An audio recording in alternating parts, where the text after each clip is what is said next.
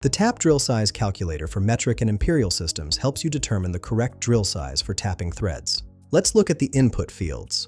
First, select your unit system from the drop-down menu, which offers metric in millimeters or imperial in inches.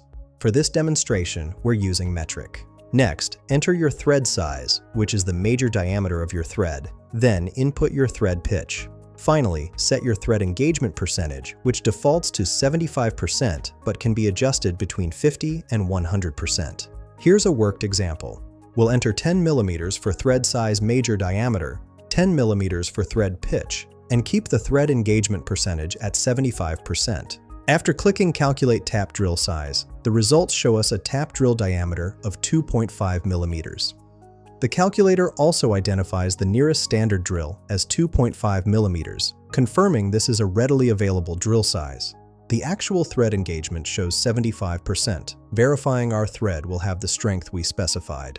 This calculator eliminates guesswork and ensures proper thread fit every time. Find the link in the description below.